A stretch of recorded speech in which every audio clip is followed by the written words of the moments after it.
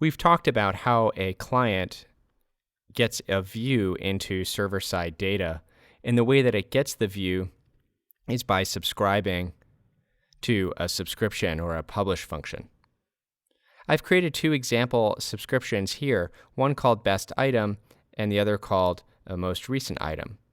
Let's pretend that both of these subscription functions use the same collection. So we're going to publish data from something called the Items collection. And then let's pretend that both of these publish functions publish out the same exact document. And that could happen, for example, if the Best Item and Most Recent Item are the same. To simulate this, I've created a document up here with an ID and a title. And inside of both publish functions, I'll call the added function of the subscription, and we'll say that we're adding a document to the items collection with the document ID, and then I'll just pass the document.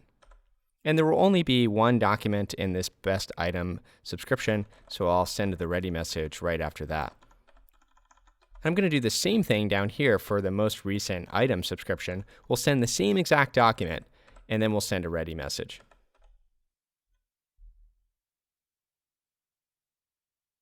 Now, one of the jobs of live data and of the pub subsystem of Meteor is to make sure that the client only gets the minimum set of messages required to update its view of the data.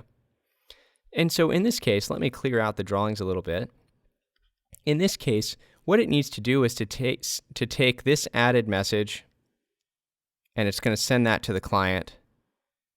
And then by the time we get here and we try and send it again, Meteor needs to realize that that's already been sent. And so what the client will get is just one added message, because that's the minimum set of messages required to get the client up to date with having this document locally. So sometimes this process of taking these two identical messages and merging them is called, or the mechanism that does it is called the merge box. And you might see that mentioned on Stack Overflow or in other places. But we'll look at the actual object in source code that does this, and it's called a session collection view. And it's called a session collection view because it's a view that a client has into a particular collection for that session. And in this case, the collection would be the items collection. So let's take a look at this in action by using the DDP tools to subscribe to both of these publish functions at once. To make it more clear, I'm going to use the DDP command line tools instead of a browser. And I can subscribe to multiple publish functions at once by using the subscribe-multi command, and then passing the names. So we'll subscribe to the Best Item subscription, and then also to the Most Recent Item subscription. All right, once we connect, you can see the client subscribes first to Best Item and then to Most Recent Item. And when it subscribes to Best Item, the server runs the handler and sends the added message for the item document. And we can see that message here with the collection items and the ID of one and then the actual fields that have been added. And then we send the ready message from the server, and you can see that reflected over here on the client. Next up, it subscribes to the Most Recent Item. And in that case, the added function gets called again, but we don't see another added message down here.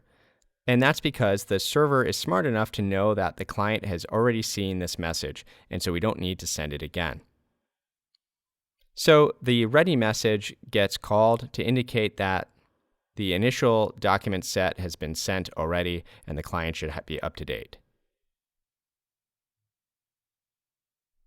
Let's try another example. This time around, in the first publish function, instead of publishing the entire doc, I'm going to publish just the title. But we'll use the same document ID. And in the second publish function, I'm going to publish the title and also a description.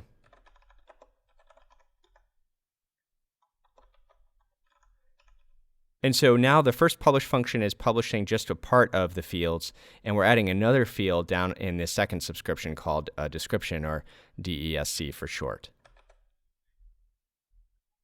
Over in the client console, I'll subscribe again to both of these publish functions. This time something interesting happens.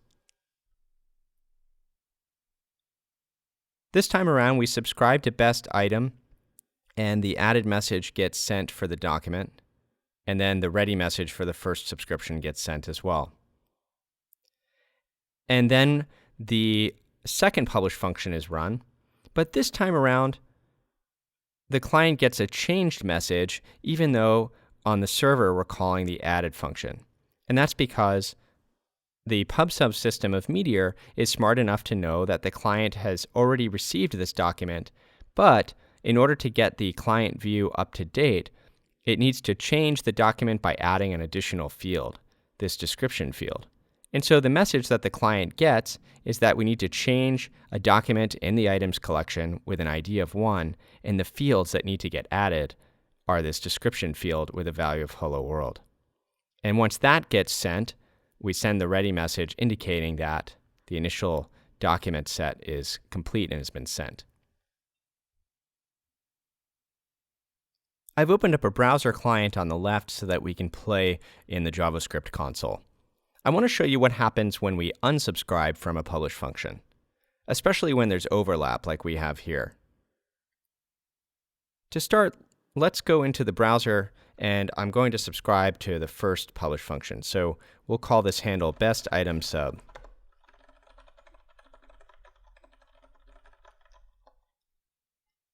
And let me update the WebSocket so we can see what messages were sent. Okay, great. It looks like we got the initial added message and then the ready message from the first subscription. Now let's create the most recent item sub by subscribing to most recent item. And I'll refresh the WebSocket tab.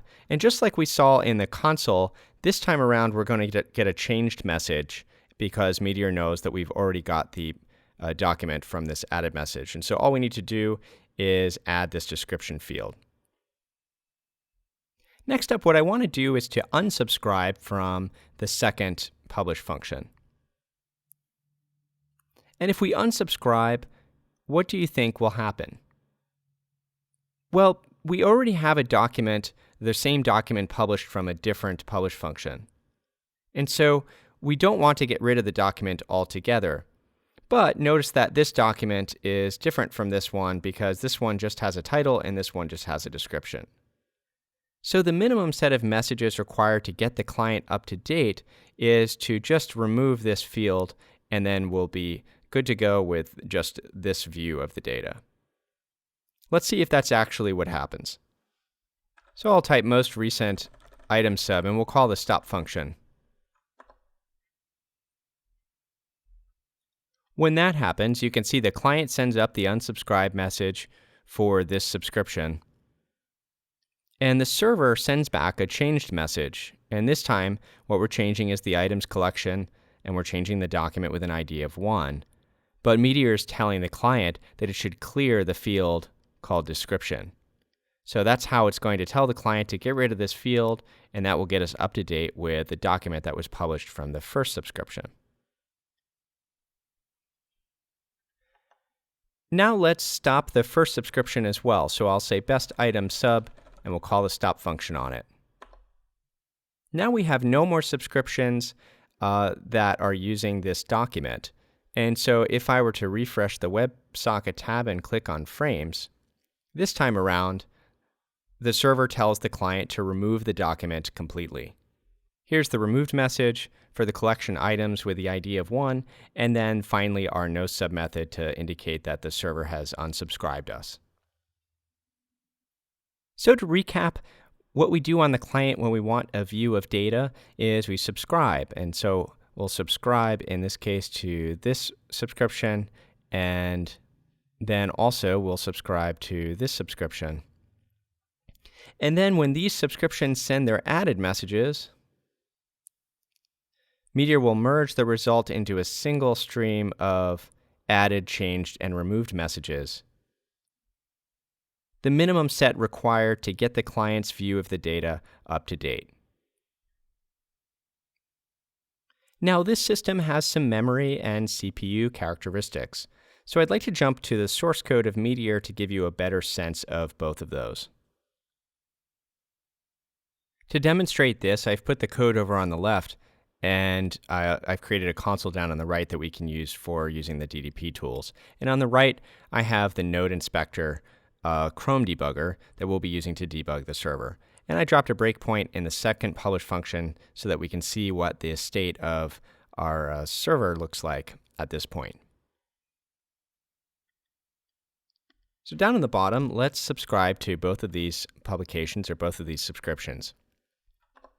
And that'll drop us right into the second subscription. And the first one has already run. And so this function has run. It's sent the added message for the document, and then its ready message. And now here we are in the second publish function. In my watch expression, I've expanded the server. So this is our DDP server that's running. And if I go into sessions, I can see my one connected client here. And if I expand that, we're going to take a look at the collection views property. This is where Meteor stores the view that the client has into a particular collection.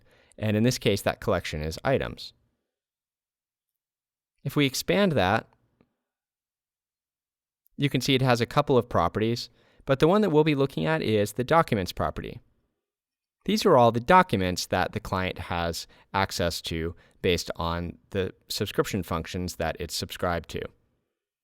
In this case, we're looking at one document, and if we expand that, you can see each field in the document that the client can see, and for each field, which subscriptions use that field. There's also another property for the document that shows which subscriptions the field exists in, or the document exists in. I set another breakpoint right below. So now we've used this document from two publish functions or two subscriptions. And if we come over into the collection views now, we'll have the same document in there. But if we look at the data by key, you can see the title is used in two subscriptions, and the description is only used in one. And I can expand that so you can get a look at it.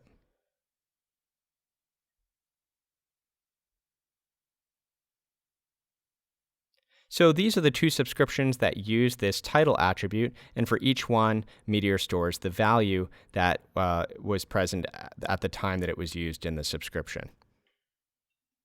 So the important memory characteristic is that for each connected client, the server needs to store a copy of all of the documents and the documents fields that client can see. And so you might actually have quite a bit of duplication because each connected client has their own view of the data. And the CPU characteristics are that every time we call the added, changed, or removed message or methods on a publish function, Meteor needs to go and calculate the minimum number of messages required to reflect the ultimate change to the client. I hope this video gave you a better sense of how the so-called merge box works and the server-side memory and CPU requirements to publish out and keep consistent the client's view of data from the server.